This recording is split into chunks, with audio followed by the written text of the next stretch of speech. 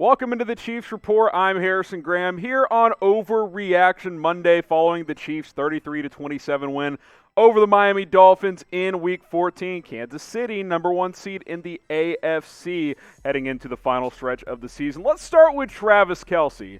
Are we watching the greatest tight end of all time? They were talking about this on NFL Network, and obviously he's having a historic season, right? He literally leads the NFL in receiving as a tight end. It's never happened. It's never even happened through 13 games played, which is where we sit right now in the NFL. He's in the midst of an incredible stretch, 5 straight 1,000-yard seasons. No other tight end has done more than 3 straight 1,000-yard seasons. Travis Kelce, only 31 years old. We might be witnessing the greatest tight end ever. Here's Peter Schrager this morning on Good Morning Football at NFL Network. Travis Kelce leading the league in receiving yards after 14 weeks. No tight end's ever done that. He's likely going to break the all-time single-season tight end receiving yards record.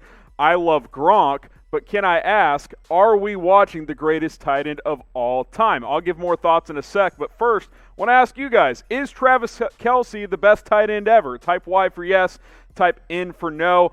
Let me know down in the comment section, is Kelce the greatest tight end of all time?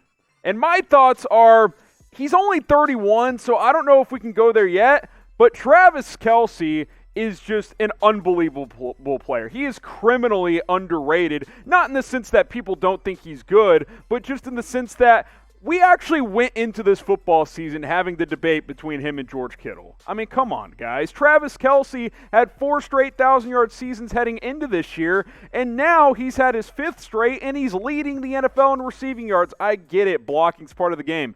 Kelce's not a bad blocker. He's not elite by any means, but he's well above average in that regard. And he's not paid $12 million per year to block. He's paid to be the biggest mismatch maybe in NFL history. The guy is never covered. You got to double team him every time, and then guess what happens? Patrick Mahomes just launches it to Tyreek Hill because this offense is unstoppable. We'll talk about the cheetah later on, but Travis Kelce is an unbelievable talent, an unbelievable player. I get it, he's in a great situation, but he's leading DK Metcalf by 70 yards. It's not even that close right now, guys. We might see Travis Kelce have a 1,500-yard season and double-digit touchdowns for a tight end. That is unreal production for Travis Kelce, who, again, is coming off 4 straight 1,000-yard seasons, with this year being his 5th straight 1,000-yard season. He is an unbelievable player. The Chiefs are very lucky to have him, obviously. And as much as we loft Mahomes, Travis Kelce, it might be the engine that makes this thing go on this Kansas City offense. If he wasn't out there, it would not go the way it normally does, especially in key situations. Mahomes knows he can always rely on Travis Kelce. So is he the GOAT? Maybe not yet, but we're seeing definitely the greatest stretch for a tight end in NFL history. Now, if you never want to miss a video on the Chiefs Report, here's what you got to do. We've gotten a bunch of new subscribers, especially from Sunday's watch party. I appreciate that. If you haven't subscribed, go ahead and do so. But once you do, turn on notifications. Hit that little bell. It's right next to the subscribe button. So after you hit that, the bell should pop up right there. And then select all. There's a couple of different options. Can't remember what the other ones are, but select all. That way, anytime we post a video, it will pop up in your notifications tabs. It's personalized a section like producer Brett is telling me in my ear as I try to not botch this read. Here are some other things you can know about, too. If you're on an iPhone and for some reason you're still not getting notified when we post a video on the Chiefs Report, it could be an iPhone setting. So here's what you got to do. Go to the settings app. You guys know where that is. Scroll down and tap YouTube because it'll show up all your different apps. Select the YouTube app, obviously. Tap notifications and then turn on allow notifications. You may not be allowing notifications on that app. I know I turn off notifications on a lot of my different apps, but you want it on YouTube. You want it for the Chiefs Report because we're posting videos almost every single day, and that way you never ever miss one here on the channel.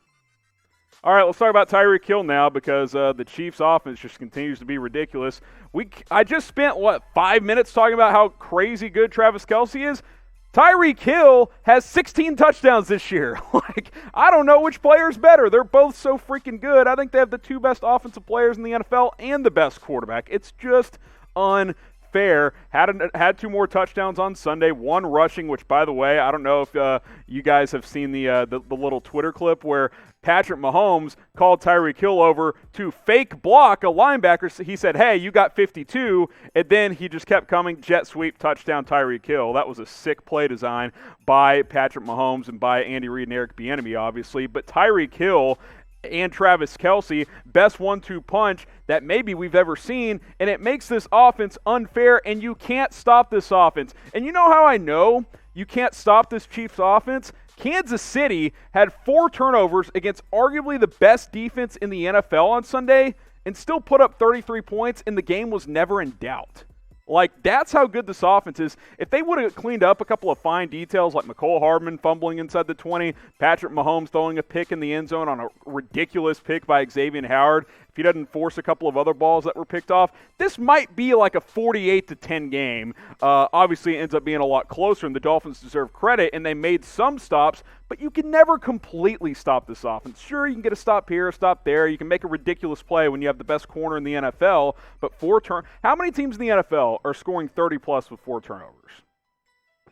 It's just not going to happen in 2020. This Chiefs offense, the only team that can stop the Chiefs is the Chiefs themselves. They almost did it on Sunday, but it still really wasn't that close, as the final score would indicate.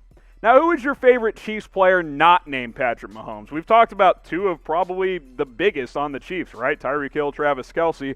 But who is your favorite one that isn't Patrick Mahomes? Let me know what you guys think in the comments. It's close for me between Cheetah and Kelce. Those are obviously the next 2 for me.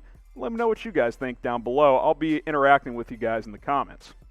Before we get to our next story here on Overreaction Monday, BetUS is our sports betting partner here on the Chiefs Report. And if you want to make some money throughout the rest of the season, on into the NBA season and MLB as well, BetUS is the place to do it. Chatsports.com/ChiefsBet. The Chiefs have been a weird team to bet on this year because they don't cover a lot, but they always win. So if you want to play it safe, just bet on the money line because they keep winning. Get that 125% deposit bonus by using promo code Chiefs125. Chatsports.com/ChiefsBet.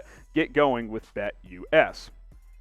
Now, is the MVP race tightening? Because everybody freaked out yesterday. Oh, Patrick Mahomes, 3 interceptions. Yeah, it certainly wasn't the greatest game of his career. Probably the worst of his season. No doubt about that. One of the worst of his career. But I was actually chatting with producer Brett, and I was like, you know what makes Mahomes special? He never has a clunker. And you would think, oh, 3 interceptions, that's an awful game. He still threw for 400 yards almost. He still had 2 touchdowns. The Chiefs still put up 33 points, and his quarterback rating was still above league average. And you're talking about this is arguably the worst game of his career? Like, how many guys throw for 393, 2 touchdowns, and have a quarterback rating of over 90, and you're like, oh my God, it's the worst game we've seen from him in 2 years? I mean, it's just ridiculous, the standard that we hold this guy to, and it's because he's never had a bad game. That's just the reality of the situation. So obviously it's a 2-man race at this point, at least in my opinion. Maybe Josh Allen goes crazy the final 3 weeks, but it's Mahomes or Rodgers. Let's keep it real. And Rodgers had a 3-touchdown, no-turnover game on Sunday against Detroit, so things are tightening a little bit. I would still lean Mahomes because, his team is 12-1. Rodgers has lost 3 times. Plus, Rodgers has had a couple of clunkers. You look at the raw stats, you could go either way, right? Mahomes has the yards. Rodgers has the better TD interception ratio after yesterday. His rating's a little bit better, but I'm going to lean Mahomes because I think he's more consistent week in and week out. Rodgers got blown out by the Bucs 38-10. So give the MVP to Patrick Mahomes if you are asking me at the end of the day. Now, who's going to win the MVP? Look, I just made my case for Mahomes. Rodgers is a great candidate. I could see voters voting for him because he's older and he may not have another chance, and we see that sometimes with these voters. I think he's still going to win it, so type 1 for yes. But if you don't think he's going to, you can, of course, type your 2 for no. All right, where is Willie Gay? I'm starting to put my investigative cap on and try to figure out what the hell is going on here, because even though Damian Wilson did not play, he was inactive on Sunday, Willie Gay, your second-round draft pick, only got 17 snaps, and Pro Football Focus graded him at an 89. That would have been the best of his season, one of the best in the NFL this week, but he didn't have enough snaps to technically qualify, according to Pro Football Focus's grading metric. But based on those snaps, he was awesome.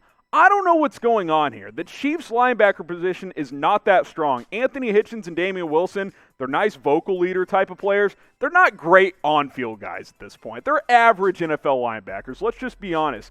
You drafted this guy in the second round. Play him more. Like, every time he gets on the field, it seems like he makes a play. He was great. The Dolphins drew up that reverse pass that he completely sniffed out. That was an awesome play. He's great in coverage. He's a good sideline-to-sideline player. He's fast. That's what you need at linebacker in 2020. Hitchens and Wilson are slow, man. I don't need to see Ben Neiman getting snaps. Like, play Willie Gay more. I don't get it. I get he's a rookie, but don't you want to find out what your second-round pick can do? Every time he plays, it seems like he makes something happen.